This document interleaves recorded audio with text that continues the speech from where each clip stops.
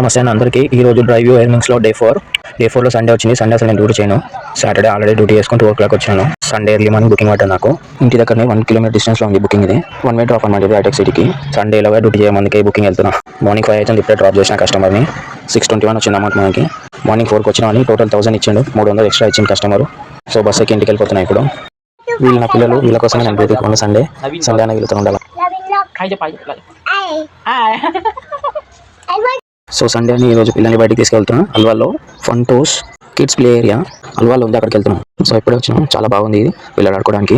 పెద్దవానికి 250 charge చేశారు, చిన్నకి 150 1 hour అంట.